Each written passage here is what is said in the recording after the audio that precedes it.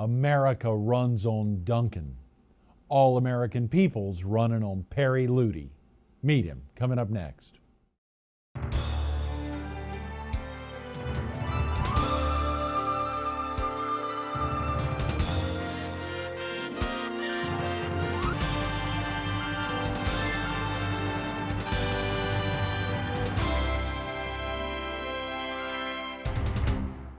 Good morning.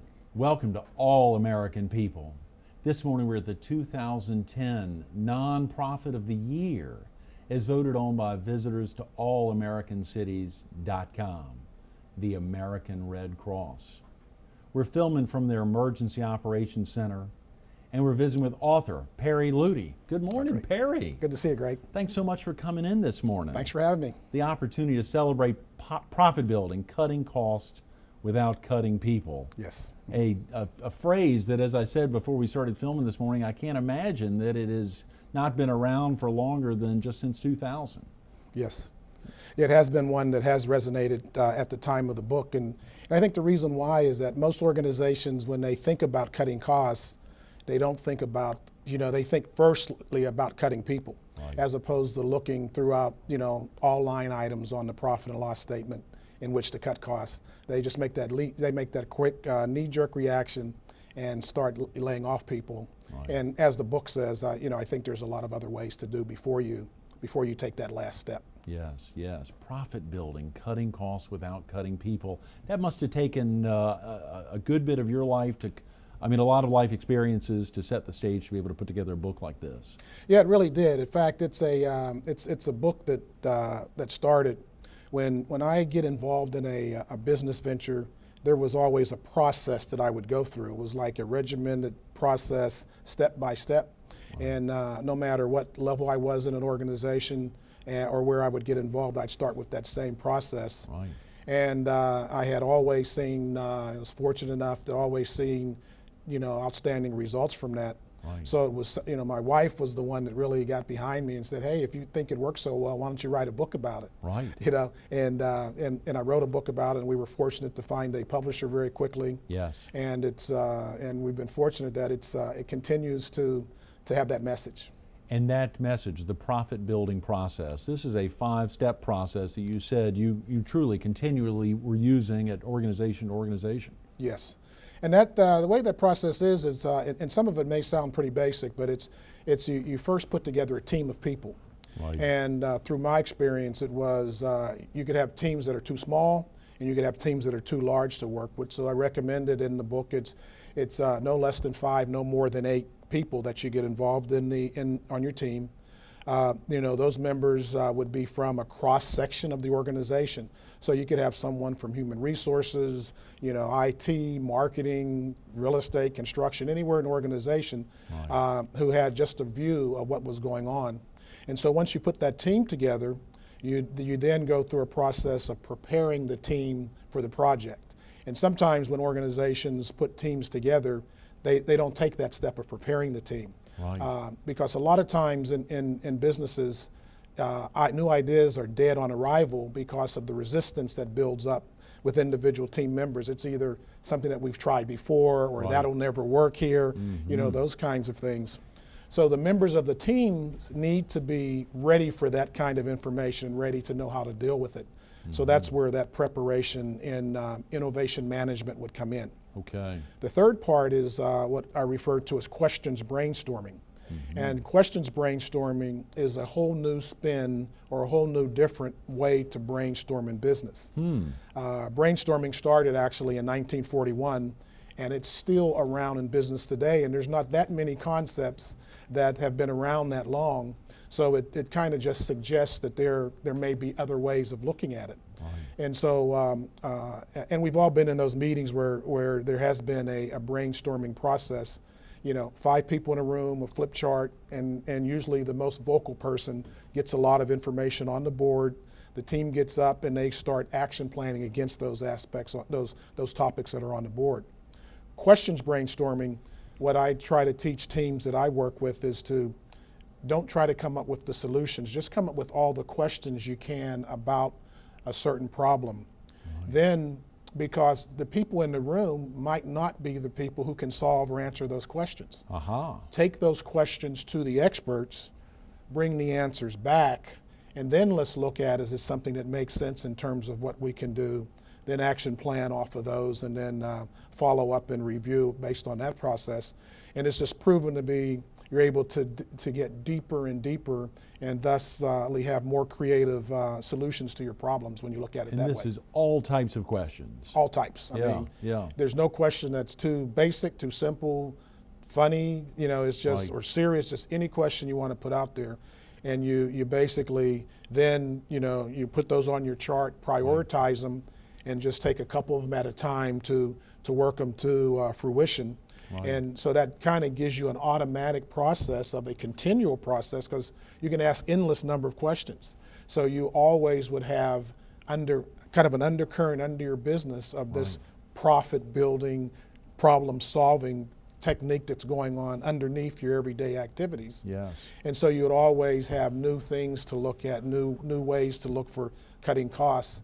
And the reason why I emphasize without cutting people is the fact that the people are the ones that can answer those questions and ask those questions to get them on the table. Right. And you can find ways to save costs. Typically, most businesses might run say a 20, 25, 30% labor, but that means there's at least 70% of the P&L that has other cost items that you can look at. And if you look at it, it says you can take a shot at every item. I mean, if you wanted to talk to your landlords about renegotiating rents, if you wanted to look at third-party providers on your insurance programs, right. If you wanted to look at creative ways to incent your employees, yes. I mean, you just look at utility costs, everything, and then there were a plethora of them in the book. I mean, tons of examples laid out there, even traveling and a rental car or your hotel room. Yes, no question. And those there's just there's no aspect of a business that I found that you can't dig into, ask those kinds of questions, right. And you figure a penny here, a dime here, a nickel there. When you're running a business of any size, that adds up, and you can pay a bill, or you can sustain yourself longer. Yes. And the key point of all of it is that research has been done, and the book talks about it, that companies who lay off large number of employees and they're cutting their key assets out of their organization, the people that have the history, the knowledge of the business, they just don't come back. Right. And because they're always behind. If your competitor could find a way to survive while you're cutting your people, and the economy has always been proven to be cyclical, when the business cycles back around, right. Your competitor's ahead of you because right. They're not hiring new salespeople or training people. Them. They're just going out and basically gaining more share of the business, and right. you may never catch up. So you can substantially lose your position that way. Wow, Perry. Now those are the questions. Brainstorming is the third step. Yes. What the fourth and fifth? Now I know there's so many questions that we could break off onto for each one of the steps as you break them down. And of course, one of the great things you highlighted before we started filming this morning are there a number of groups throughout the world. And of course, we do want to highlight that the book has recently been printed in Chinese and Indonesian, yes. And so clearly it's been in multiple languages. But I believe it was an English group, a British group, that was very interested in that questions brainstorming chapter. Yeah, they were. It was a company that's an internet magazine, a computer publication, right. And they were they liked the questions brainstorming part so much, they actually took the whole chapter and published it in their magazine, right. And sent it out to all their members. With your permission, yeah. Yes, of course. Yeah. And they actually did a deal where they had the book that they presented to people who answered certain questions, so they kind of made it more like a raffle kind of Forced a thing. them to actually get in and look at it. Great. And so that was the key part of it. And I think it really is the key part of the process, because it allows you to put a number of items on the table, right. That you can look at, review, organize yourself against, and chip away at the potential cost savings there. That is critical. And so after the questions brainstorming, that's step 3, right. You basically go to you write an action plan. Okay. So you literally take a particular question, once you know that it can be answered, and then you put an action plan in place where you put some, a system for measuring the results you want to look at, Right. a key person responsible, a due date, and then a review date. So you always Right. want to review and contingency plan if something else has changed. Mm-hmm. But it's all geared to a continual, constantly improving process in your business. Mm-hmm. And then the final step is review and follow up.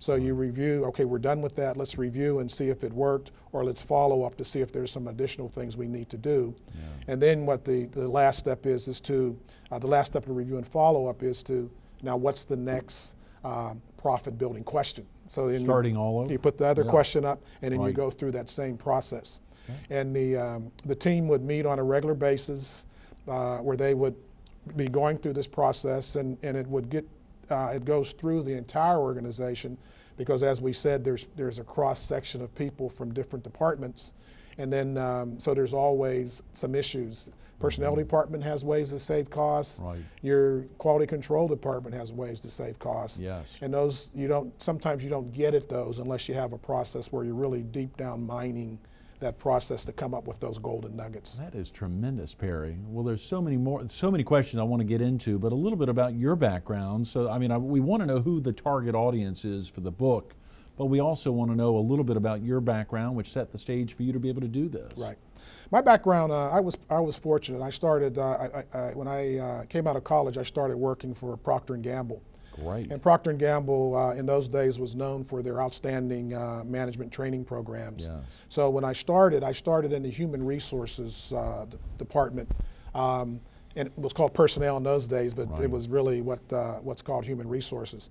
And for me, that gave me my foundation of that I still have in business now, of always falling back and relying on people, because of people solving problems at the lowest level was a concept that they had, and so I built on that practice. I was recruited away and went to work for PepsiCo, and PepsiCo at the time owned Pizza Hut, KFC, and Taco Bell. They Right. were actually the largest restaurant company in the world at the time. Wow. And I was hired into the Pizza Hut division and went in what's called a senior management designate program, in which I went on a 24-month training development program where I actually worked in every aspect or functions that I would later manage as a vice president. Wow. So I was able to get involved in finance, real estate, construction, marketing, all the way in operations, from a floor washer up to a regional vice president. And so you learn the actual steps of the way. And what was good about this program is it wasn't a program where you would just look over someone's shoulders.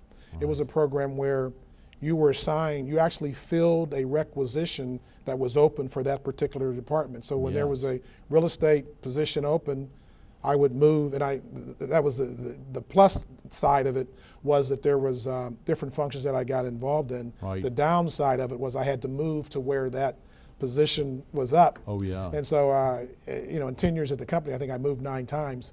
Golly, Perry. This is undercover boss in action. Exactly. Yeah, this is where you were really hands-on, but not undercover. Exactly, you Yeah. really were. And so for every function, you got involved in all aspects of the program. Right. So a real estate position, you had to go find a site. Wow. You had to sell the for site. a KFC, for a Pizza Hut, Pizza Hut. or just Pizza Hut. For in this Pizza Hut at the instance. That's time, right. yes. Pizza Hut, sure. And you had to sell the site to the approval, the CapEx committee. Wow. Then you go in construction and you actually supervise the building of a site. Oh, come on, Yeah, Perry. yeah, you had to. And you had to, so you got into really the deep down inside of the business. Yes. For me, it was outstanding because I had come from the human resource side, so knew nothing about these other functions. But after that 24-month period, I knew a lot about it. And then I became a divisional vice president. And then when I ended, I had responsibility for 1,000 restaurants, 600 company owned and 400 franchised. And that's been my background. Right. The information in the book basically came out because of what I find is the restaurant industry is an outstanding industry to teach people how to problem solve and decision make.